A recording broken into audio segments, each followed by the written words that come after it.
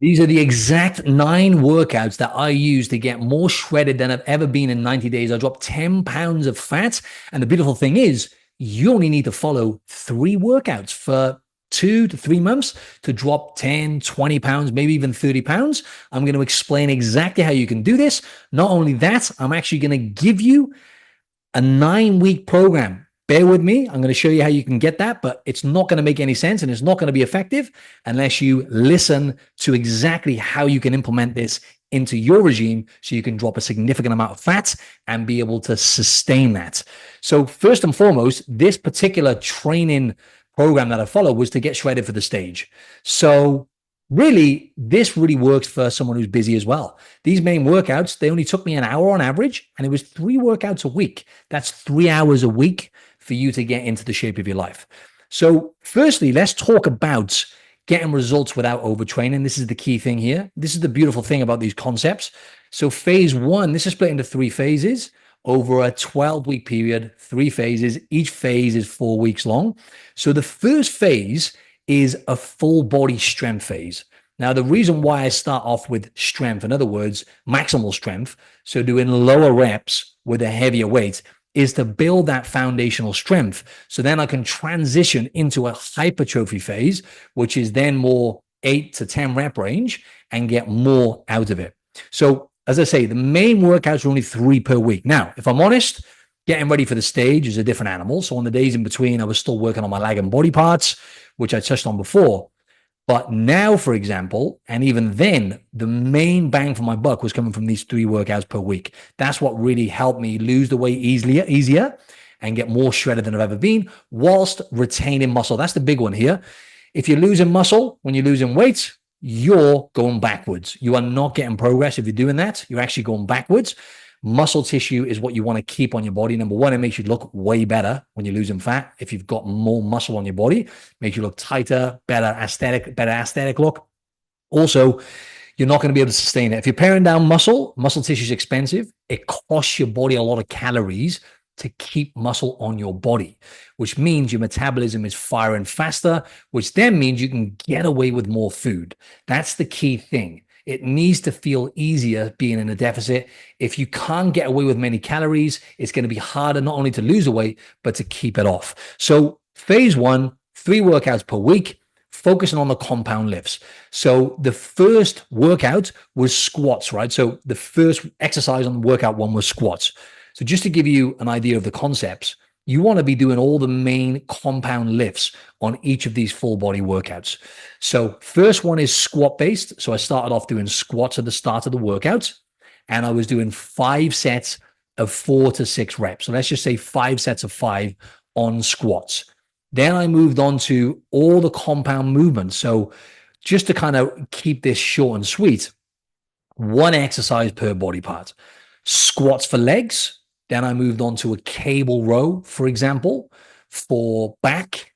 And I did 4 sets of 3 to 6. Don't worry, I'm going to give you a blueprint. So you don't have to memorize all this, but I want to explain why I'm doing this and how you can integrate this. So rows, cable rows for my back. Then I was doing a bench press for my chest, 4 sets of 4 to 6 reps. Then for shoulders, a military press, in other words, barbell overhead press. And that was 4 sets of 4 to 6 as well, the same. Then I actually did shrugs as well. Now, I know some females might be thinking, I'm not going to do shrugs because I don't want big traps. It doesn't work like that. When you do shrugs properly, not only does it develop your traps a little bit, it actually develops your upper back. It's an underrated movement for your upper back and postural muscles, believe it or not. But a lot of people have poor shoulder mechanics. So to be honest, most of my clients, I don't actually get them doing shrugs. But if you really want to take to the next level, it's an underrated exercise, actually, but you got to do them properly. So I then would do 2 sets of 6 to 8 shrugs, quite heavy, done properly. And then I moved on to arms. So I did 3 sets of EZ bicep curls, 3 sets of 6 to 8 skull crushers with the EZ bar, right? And then I would finish off with abs and calves. So for calves is more of an endurance muscle. So generally I would do more reps, more like 10 to 20 reps on calves to get more growth. And then on abs, on the first session, I did a weighted decline sit-up. This is a very advanced exercise. So when you're training abs, if you want to get the abs more prominent as you're losing this body fat, which most people do, and even for ladies, if you don't want a shredded six-pack, which by the way, that doesn't happen anyway, you have to get shredded abs is, really tough for a woman to do. Even a tight midsection, you want to be doing weighted abs and you want to really be connecting to the core properly. Over 80% of people it's a connection issue. They don't connect properly to their abs. And this is the same for most body parts. When people don't grow muscle in certain areas, yes, there's a genetic component. It's mainly a connection issue most of the time, a mind-muscle connection issue. Remember, your muscles only know tension. They don't know how much weight you're lifting. They only know the amount of mechanical tension you apply to them.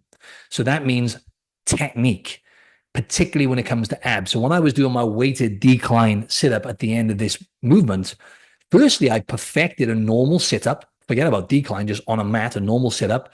Then I worked on going down to decline sit-ups, and then I started adding some weight to really develop my abdominals and make them more prominent. So that was workout one. I'm not going to bore you running through the list of each one. I just want to give you an example of how the workouts look. And it was on arms, by the way, it was more like a 6 to 8 rep range on arms. Why? Again, the arms generally, they're going to take a little bit more reps all in all, because they're slightly more of an endurance muscle as well, but it's more so for technique as well. A lot of people, when they do arms, if they're doing like 4 to 6 reps, they are going to get a bit more sloppy with technique generally with arms and cheat a bit more. But also it's a case of you're going to be in the gym forever, right? So if you do 6 to 8 reps, I was doing literally 3 sets instead of 4. Now, these are long workouts, these full body ones. You're looking at like 60 minutes, 75 minutes, sometimes even 90 minutes to do the full workout. So I wouldn't recommend that to everyone. You can modify this a bit. And even for the average person, even if you did like for strength, you did more of a 6 to 8 rep range and you did 3 to 4 sets on everything rather than 5 sets of, 4 to 6 or even 4 sets. I did 5 sets on squats, by the way, because it's a foundational movement. If you just did squats by themselves, you're going to build your whole body. That's what's getting you your main bang for your buck. So I threw an extra set in there. And then on the other 2 workouts, that was like a more of a push movement there for legs. On workout 2, you need at least a day in between each of these workouts for them to get maximum results. So then let's say Monday, Wednesday, Friday, for some people, even giving it 2 days in between each one is better. I would then do on the Wednesday would be more of a hip hinge movement for legs. So I would start off with deadlifts. So trap bar deadlifts, I'm a big fan of those. Using one of those trap bars, number one, it doesn't require as much technique and technicalities. Number two, it's just as effective as a barbell deadlift, just in a different way. They have different benefits. So I did a trap bar deadlift. You can do a sumo deadlift or conventional deadlift. Obviously, don't go trying deadlifts if you've never done them before. Technique is everything. There's high risk in terms of injuries. But that's what I did. I started the workout off with deadlifts. Then what I actually did is I did a hip hinge movement with deadlifts. So trap bar deadlifts, 5 sets of 4 to 6. Then I threw in an extra exercise for legs. You don't necessarily have to do this, but I did this because I wanted to make sure my legs stay on point, because my upper body responds faster than my legs. So I threw in some walking lunges, then 3 sets of 10 reps on each leg. I did more reps on that because it would take me too long to do the workout if I was doing another 5 sets of 4 to 6 reps, for example, on walking lunges after doing deadlifts. Also, it's a little bit too much, to be honest, volume on each body part, because when you're doing a trap bar deadlift, you're working your quads as well. So if you're going to go and do 5 sets of lunges after that, that's too much. So it was 5 sets of 4 to 6 deadlifts, heavy. Then moving on to 20 reps of lunges, so 10 reps on each leg, walking lunges with dumbbells, heavy. And then I would just do a different exercise on each body parts. Again, you can modify this, but it's all the compound movements and it's all free weights. So to give you an example, I did bench press Monday, so I would do incline dumbbell press. Then on this session, then I would do a bent over row with a barbell for back. Then for shoulders, I would do a upright row on that session using an EZ bar, right? So it's different to an overhead press. Or I could even do a different type of press, so like maybe even an Arnold press, dumbbell press. So without me going into every single exercise, you can see what I'm doing here. I'm using them because I'm going to share this on the blueprint for you anyway. I do the most effective exercises, free weight exercises. And when I say compound exercises, compound is multi-joint exercises where you're working more than one muscle group. For example, compound exercise would be a squat, where not only are you working the quads on the legs, you're working the hamstrings, the glutes, you're working the core. Same goes for a bench press. You're working your chest, but you're also working your triceps and anterior deltoids. They're compound movements. An isolation exercise is more like an arm exercise, right? Where I'm doing a bicep curl or I'm doing a skull crusher. A tricep dip, for example, if you can do dips, that's great. And that's underrated for chest, by the way. A tricep dip will be classed as a compound movement because you're actually the secondary muscle groups there are the chest. You actually get great results developing your chest. If you're not doing tricep dips and you're strong, try doing tricep dips more regular and do weighted dips. That'll blow your chest up, right? So some little nuggets here along the way. And yeah, and the last session then, just to give you a bit of thing on there, on a Friday, for example, I would then do a single leg exercise for legs. So we got squats on a Monday, deadlifts on a Wednesday, and then it will be a Bulgarian split squat, or you could do like a reverse lunge, for example. So Bulgarian split squats are the best, I'd say. If you can do it, it's very technical, very painful. Everyone hates Bulgarian split squats, right? So on a Friday, it would be heavy Bulgarian split squats with the dumbbells, 5 sets of 4 to 6 reps. Now, when you're doing 5 reps, the reason for that is because, going hard and heavy, like 2 reps on a Bulgarian split squat, it's very technical and it's going to get better results because of technique.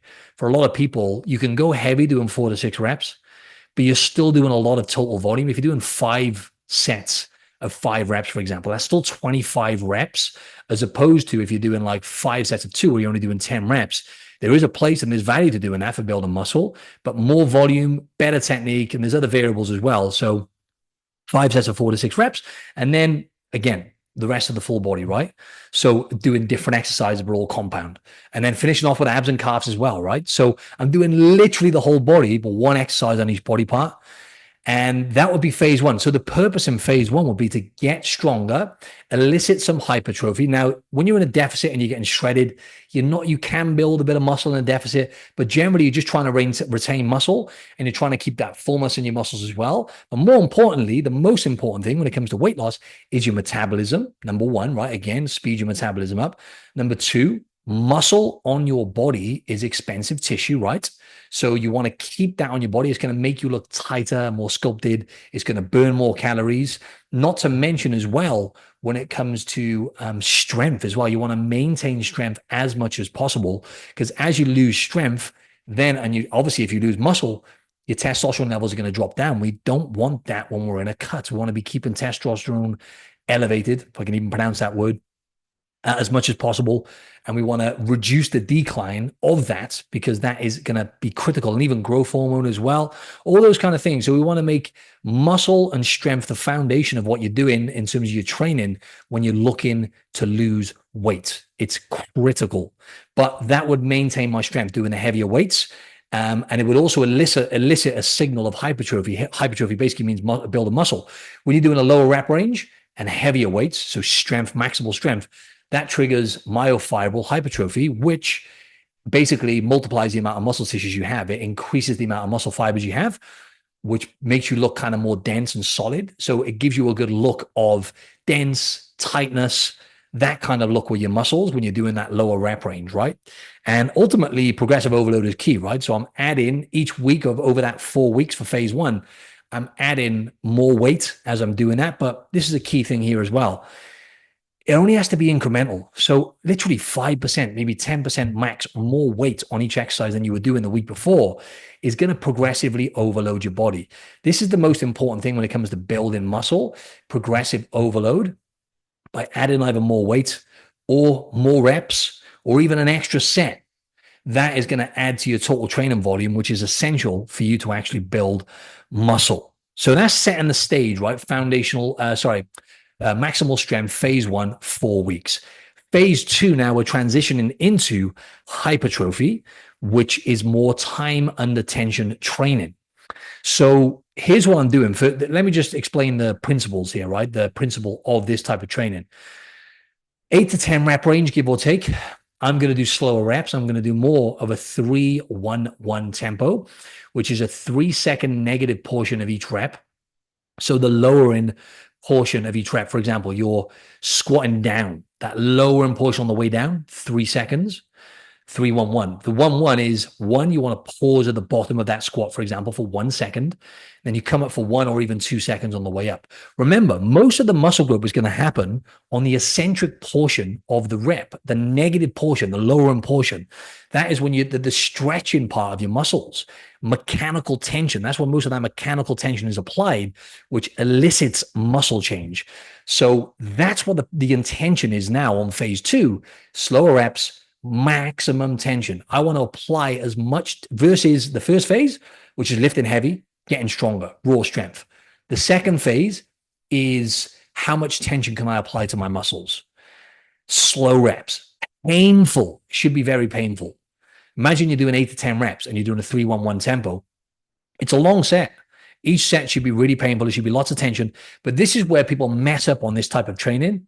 They take the weight up too much. So imagine you just come off the back of an ego phase, right? Where you're lifting heavy, you're hitting PBs, you're getting stronger. Then you've got to change your mindset going into this type of training and take the weight right down. Let's say I'm doing squats on the first phase. Let's just say for a round number, 100 kilos. I then am going to take the weight down to start with, at least on the first week of phase 2, where I'm doing slower reps for higher reps. For 8 to 10 reps, I'm going to take the weight down to start with by about 50%. So I'm doing 50K, right? So I can then, because again, your muscles don't know, they're dumb. Essentially, your muscles, they have no idea. It's the brain, which is the intelligent part. They have no idea how much weight you're lifting. All they know is tension. So I take the weight right down and I put them under a lot of pain and a lot of tension. I start there and I build the weight up slowly. So weight selection is essential on that hypertrophy 8 to 10 rep range. I would always say on 8 to 10 rep range, slow the reps down, 3-1-1 tempo. I tell you what, if you've got enough time to spend in the gym, this is the only issue when you're doing slow reps, it takes a lot of time. 4-2-2 is even better, right? 4 seconds on the way down, 2-second pause at the bottom, and then 2 seconds on the concentric portion of the rep. That's 8 seconds each rep is even better, but 3-1-1 is still going to do the trick. And it's the same kind of principle, right? It's progressive overload, add a bit more weight week on week. But the beautiful thing is when you're doing this type of training is, yes, either add more weight or B, add a few more reps to each set. C, there's 2 variables. This is the best variable for progressive overload on this particular type of training. If you're someone now, listen up, you're doing 8 even to 12 reps, do this, one of these 2 variables. Either 1, keep the reps slow. Again, right? What you can do if you're already doing the slow reps, slow the reps down even more, right? On like say week 3 or 4, slow the reps down even more. So you're doing like a 5-second negative. Or if you're doing 3-1-1, 3-second negative, do a 5-second negative on every rep. Keep the weight the same, right? Don't change anything other than slow the reps down more. I would do that. Or what you could even do, which I play around with clients a lot, slow down the last 3 reps. If you're already doing 3-1-1 tempo, you can still do this. Slow down the last 3 reps even more on every set. The last 3 reps on every single set, on every single exercise you're doing, slow it down even more to like a 4-2-2 tempo or a 5-second negative. If you're someone who's just doing normal reps, like most of you listen, I know you ain't doing this time and attention stuff because you never see this in the gym. Even the gym I train in, everyone's in shape. I live in Bondi, right? Everyone's in great shape. You're talking about the 1 to 5%ers here. Everyone's in amazing shape. None of them are doing slow reps. And these are people who are advanced lifters. No one does it. It's the most underrated variable. You're leaving results on the table. So even if you just do this, rather than overloading by like everyone else does, adding weight, that's easy, right? Adding weight, everyone wants to do that. If it feeds your ego. Adding more reps, relatively easy. Slowing down the reps, very painful, takes a bit more time, more tension on the muscles. Your ego doesn't get a hit because the weights are staying the same. In fact, you might even have to take the weight down a bit. So play around with that variable as progressive overload on this particular type of training, because that's exactly what I was doing. If I'm honest, when I got shredded this time, I was actually doing it was taking me 90 minutes to do these time and attention workouts. I wouldn't recommend that necessarily for everyone else. And as I say, you can literally do this in 3 hours a week, right? Think about it. 3 full bodies done with intention. So let's switch into the last 4 weeks now, weeks 9 to 12, right? I'm leading up to trying to shred that last kind of 2 to 3 pounds in my case, and that last bit of few percentage of body fat. So now this is more of a metabolic style training method where it's stamina, strength, and cardio essentially, but it's strength. It's not cardio at all, actually. It's sending a signal of, okay, what am I trying to say? It's working the cardiac muscle. It's working my heart more. It's higher reps. It's supersets. It's more pump style stuff, right? So I'm getting way more of a pump. It's another type of, like the previous phase I was talking about, time and attention training. That's known as sarcoplasmic hypertrophy. This is the same type of hypertrophy. It's sarcoplasmic, but it's pump. You're going to get a mad pump. You're going to get your heart rate up more, because I'm going to give you a couple of variables. You can either do like 15 to 20 rep range or 12 to 20 rep range, or you can do what I was doing here, where I was doing supersets, 8 to 12 reps on the first set, and then maybe 10 to 15 reps on the next set, where I'm doing a superset. So it's metabolic style, it's high reps, it's pump style adaptation. And ultimately, this is kind of like the final shred phase, where I'm trying to maintain muscle, get a great pump. Actually, what I'm doing here is I'm generally burning more calories per session as well. That's why it works well to get that last bit of fat off. It's kind of splitting hairs. It's not that important, this part. But also it's conditioning. You're getting the cardio element more so, even though you're getting cardio anyway when you're lifting weights, because your heart rate's up for sustained periods. It's actually fitness-based anyway when you're lifting weights, but this is more so. And how did I program this? So just to go back to the last phase, sorry, each workout was a similar kind of thing. I need to touch on this, definitely. So phase 2, hypertrophy. I'm starting the first workout with squats, but then I'm going to throw one isolation exercise in there for legs, like leg extension machine, for example.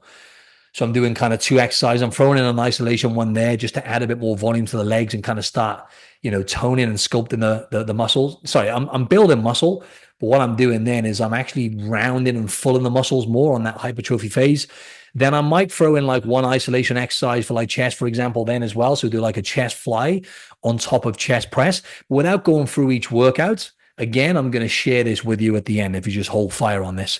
But again, you have to understand all of the concepts here in this last phase to get the gist.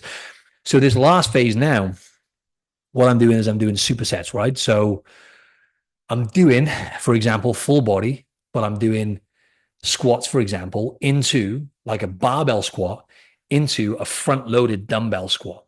It's a superset, brutal, 8 to 12 reps into 8 to 12 reps. Right. And why am I doing this? I'm adding more volume in the actual set. I'm building fitness, building muscle, and getting an insane pump. Then I'm going to do, for back, for example, I'm going to do like a cable row into a single arm row. Now I'm going to do that on every body part 3 times a week, different exercises. Or I would say for most people listening to this though, I would recommend not doing that, because it's too, you might want to do that because it's enjoyable, but you're not going to get as good results, because this is like advanced shit. To actually adapt to that, you have to be dialed with so many things. Most people don't respond as well to that.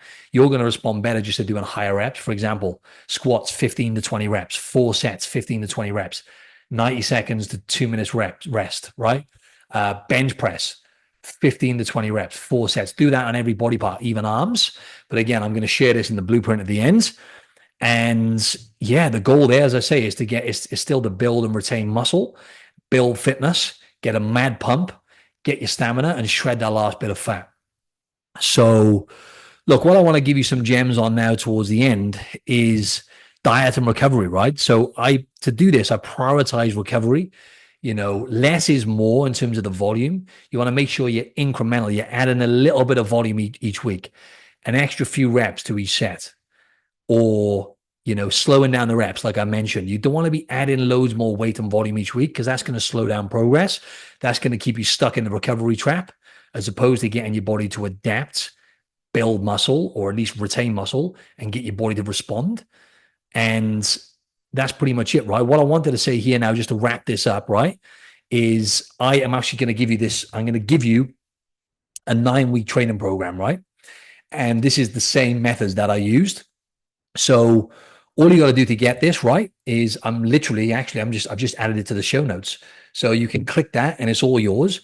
And just remember, you would just listen up, right? Because you don't want to just follow it like it is necessarily.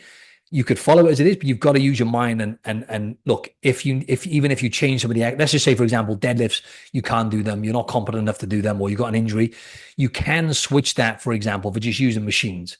You could do like a leg press, or even a leg press instead of squats if you have to.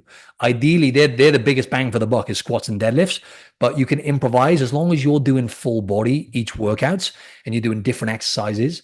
follow the concepts. It's broken down. I've explained it in the blueprint anyway, and it's all yours in the show notes. The other thing as well, I'm doing a live. Don't miss this either, right? Comment if you want to come to my live mastermind where I'm going to share the exact system that I use, and I'm going to share examples of clients, the system that I use with nutrition, training, lifestyle to get my clients into the shape of their life with minimum time, how I supercharge their metabolism, accelerate fat loss so they shred fat around the midsection in particular, and they stay lean all year round. This is going to be incredible, especially for high performing entrepreneurs and just busy people, especially just people who work hard, they work long hours and they got minimum time. Come along to this live training. It's going to be Thursday, April the 14th. I believe the date is. Is it the 14th? No, 17th. I'm trying to remember the dates now. I believe it is, I'm just trying to remember now. Sorry, give me a second. So if Easter Sunday is on the 18th, 17th, 16th, 15th, it's the 14th, I believe. It's Thursday, April the 14th, 9 a.m. Sydney time. So that'll be Wednesday, April the 13th in the evening in America. All you're going to do, I'm going to give a few more seats away. Just comment in the show notes results, and I'll give you the Zoom link so you can come along to this, and I will save you a seat, right? If you want to get insane results, you got to come along to this training, and you've got to get that training program, which is also in the show notes. Just click the link, right? So look, I'm going to share with you as well another video here where you can go and watch. Definitely watch this if you want to maximize results, where I go into more depth.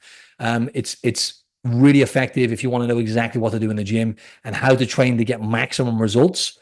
This is a different kind of method that I use, and it's more specific to your body type as well. So check out this training if you want to get to the next level and maximize results with your muscle gain in the gym, this next video.